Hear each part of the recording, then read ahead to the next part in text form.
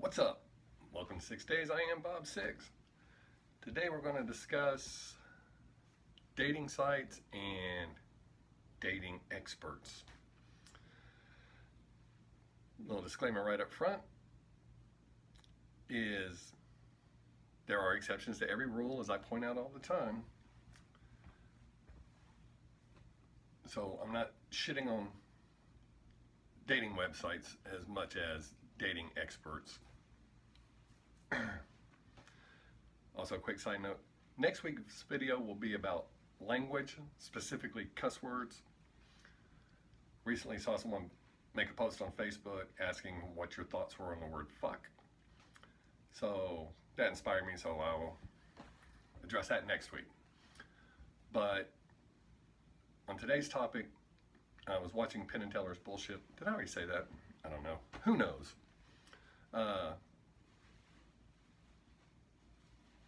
And as I sat there listening to the people talking, the dating experts talking, I made sure I did that twice this time. Might even do air quotes one more time.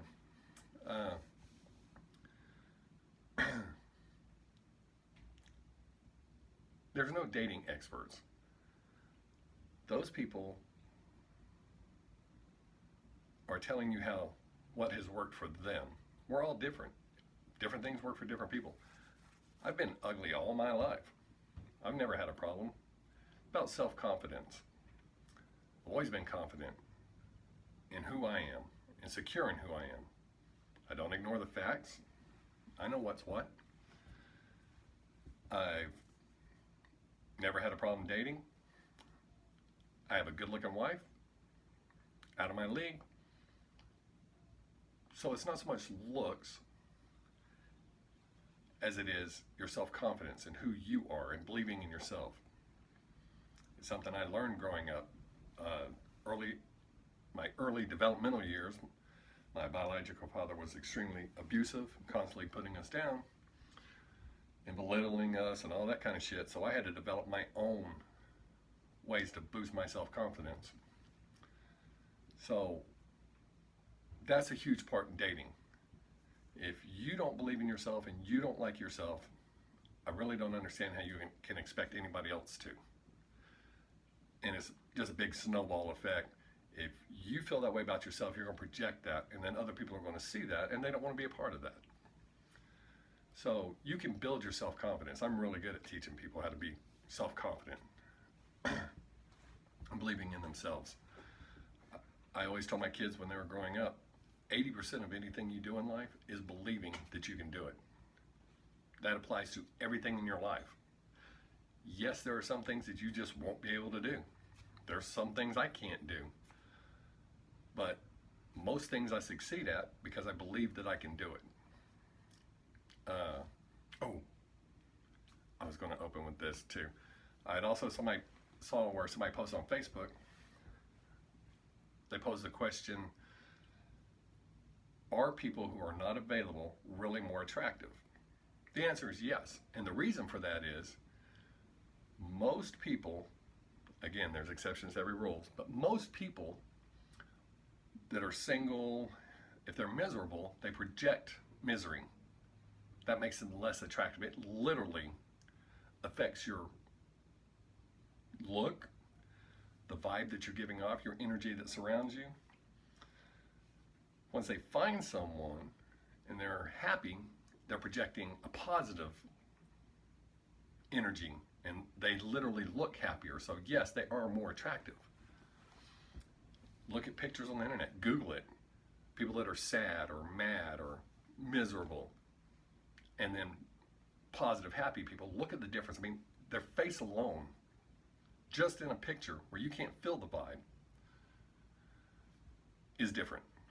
So yes, people really are more attractive when they're not available, as long as they're happy. If they're not happy, they're in a shitty relationship or with someone they don't want to be with, then yes, they'll project negativity and they're not as happy. But as long as they're happy, that even goes for single people. If single people are happy being single, enjoying their life, truly happy with their life, they can't be any more attractive because they've already got that vibe. They're good.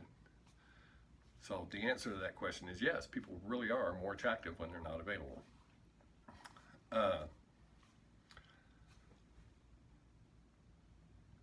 But the dating experts, I would never tell someone, well, this is the rules for dating, because it's not.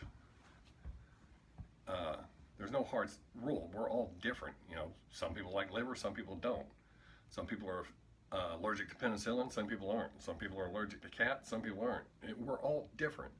So I can't stand here and say, well, here's the rules for dating. When I was watching the video that one of the dating services and with a dating expert would have, she would set up dates for her clients and then call them and then just belittle them. Woman, see that little moth flying over my head? This one woman had called her and they're playing the actual conversation where you could hear, and I can't remember, it's the third or fourth date. She slept with the guy and the woman goes off on her. We don't do that. We do this. If you're attracted to someone and you want to fuck, you want to fuck. That's it. There's no rule for how long you wait. Now, granted, society is all topsy-turvy with that shit. And, oh, you shouldn't do this and you shouldn't do that. You know, some people believe that you shouldn't live together before you get married, and that's a horrible idea. That's not my opinion. That's a fact. You don't truly know someone until you live with them. You're seeing that person day in, day out, when you wake up, when you go to sleep, over and over and over. That's how you get to know someone. Just going out on dates or away for the weekend, that doesn't tell you who that person is. Everybody can be a certain way for a certain amount of time. So, you don't need a dating expert. What you need is someone to help boost your self-confidence. Surround yourself with positive people. Or, I can tell you how to build your self-confidence. I mean, and it doesn't work for everybody, but it works for a lot of people. I've helped, I've helped a lot of people build their self-confidence. They're just down and out, and they don't feel good, or good about themselves. So I help them. I have a guy at work that's constantly asking me stuff. Again, I gotta stress, there's exceptions to every rule, but it's, the dating sites. I know people that have met their soulmates through dating sites, or they're in good relationships from someone they met. But the dating site, whatever that one is, it says that they can guarantee they can match. Just because on paper y'all write down shit and it says you like the same things, that doesn't make you a match. Me and my wife, when we first got together, when we first started dating, I mean, she actually went out with me on a dare. We were almost total opposites. We had enough in common that we got along, but we were so different. We were raised different. We grew up different. We did have some common interests, but for the most part, we were way indifferent. But you build on that. There was something there, and we built upon that, and here we are, what, almost 20 or 24 years later. Not almost, we just passed 24 years. And we're still evolving. Still, you know, I'm always stunned when she'll hear me tell someone a story and she goes, I've never heard that. And I'm stunned because I figure after this long, she knows everything. So don't be wasting money paying dues, because I think most of them dating sites, they charge a fee. Don't be doing that. Work on you, your self-confidence. Be happy with you. You know, a lot of people like to dwell in the past, and we all do it. Everybody, you can't help but to do that. Not so much dwell in it, but something from your past will every now and then come up and go, hey, shithead. That happens to everybody. Just like with drugs and alcohol. Some people fall off the wagon. That don't mean you lost or you're down and out. You get back up and get back on it and go on. I have an idea of who I want to be, and I'm constantly evolving into that person. I'm 51 years old, and I'm still not who I want to be. So, but I am very confident, and I'm happy with who I am. I sleep well. when I lay down. I don't lay down and worry about, oh my God, did so and so think this about me, or should I have done this? No, we all make mistakes, and many years ago I adopted the mantra, it is what it is, and whatever happens, happens. That doesn't mean go out and do whatever dumb shit you want to do and let the chips fall where they may. That means, like, here's an example, and I think I've given this in other videos. My family had planned a trip out. We were going to go to the zoo and then go out to eat. Well, it rained and everyone was pissed off, except for me. And I point out, this is a perfect example of it is what it is. Something that happens beyond your control. There's no sense in getting upset about it. Yes, it kept us from going to the zoo, but it didn't ruin the day. We still spent the day together as a family, and we still went out and ate and had a real nice time. But I see a lot of people get upset when shit like that happens, and they just let it fuck up their whole day. You have to get past that. Dating, I know it sounds like I got way away from dating. I haven't. Dating's the same way. Yes, everybody's had fucked up relationships. Everybody. There is no exception. Well, there are people that they mend quicker, or they'll rearrange shit in their memories so that they can cope with it better. So I go, no, I didn't have any bad experiences, or something along those lines. They did, they just adjusted and went on, and they feel better about it, which is why sometimes later in life you'll see people just fucking crash. Oh my God, when I was 8. Okay, when you were 8. So the number one thing with dating is don't waste your money having somebody tell you how to be you. You be the best you can be. You don't want somebody to like you for someone you're not. You're pretending to be someone they like, or you filled out this questionnaire and they think they're getting this person. You know, some days you feel like chocolate ice cream, some days you feel like vanilla ice cream. So you can answer on a questionnaire, what's your favorite ice cream? Well, chocolate's my favorite, but sometimes I don't want chocolate. But if I put it on there and someone reads that, they bring you chocolate and you're just not in the mood for chocolate today. Well, what the fuck? See? So don't do that. That's kind of setting yourself up for failure.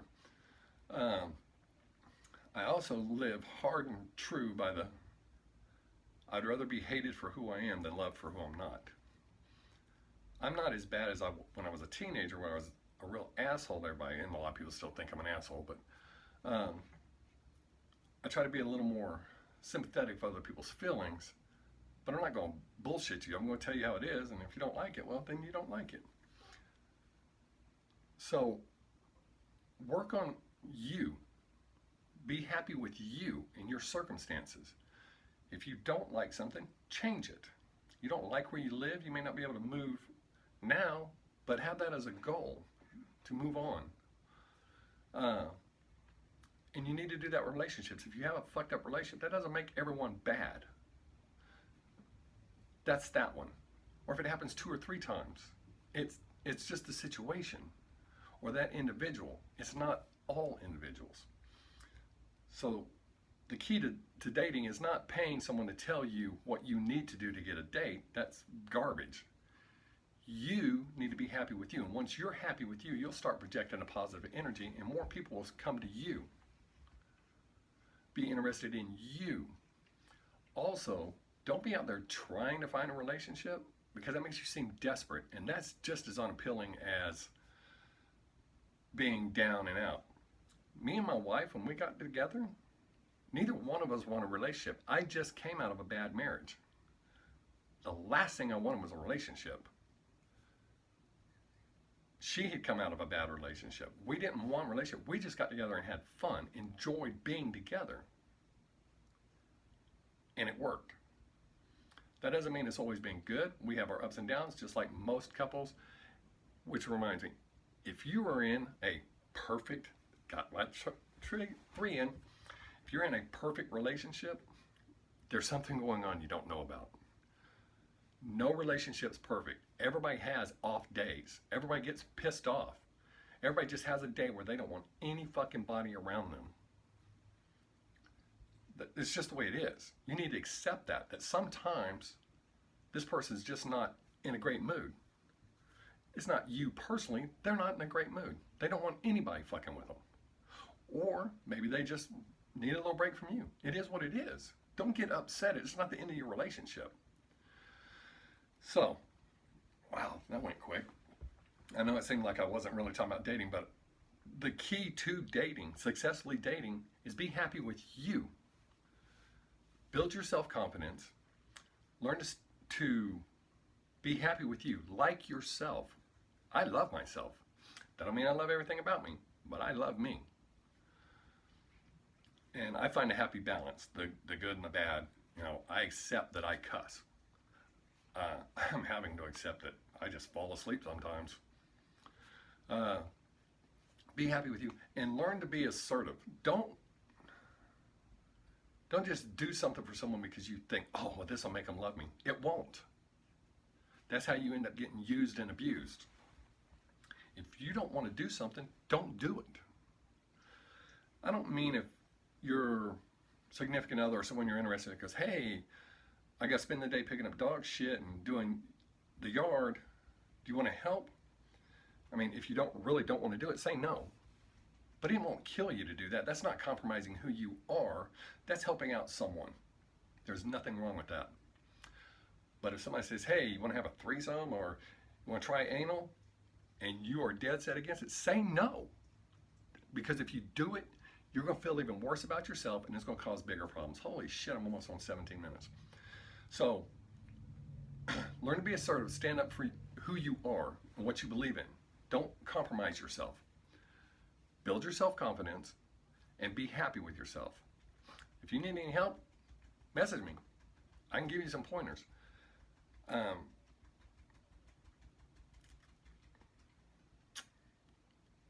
That's the keys to dating. Not paying someone to tell you how to be you or what you need to do to get in a relationship, because it's not going to be real and it's going to crash. Dating services are okay to meet someone, but that ain't going to make it work. So why waste your money? So there we are. I'm going to have to cut it out because I could go on and on and on, and it seems like I'm probably talking in circles by now anyways. So those three things. Don't compromise yourself. Have self-confidence, and I can tell you how to build self-confidence, and be happy with yourself. Those three things, and you can get in a successful relationship. And don't be out looking for a relationship, because that makes you seem desperate. So, I hope this helped some people. Probably only my 13 subscribers are watching, but hey. If you like it, give it a thumbs up. If you don't like it, give it a thumbs down. I've only gotten one in all these videos, one thumbs down, and it's my most popular video. I've got other videos covering other things. Like I said, next week we'll discuss language. Please subscribe. If you know somebody that's cool, tell them to subscribe. I need some comments, some feedback. I want to know what's going on. I don't really want to stop doing these. I kind of enjoy it, but it is what it is. We'll see what happens. So until next week, I am Bob Sixx. Peace.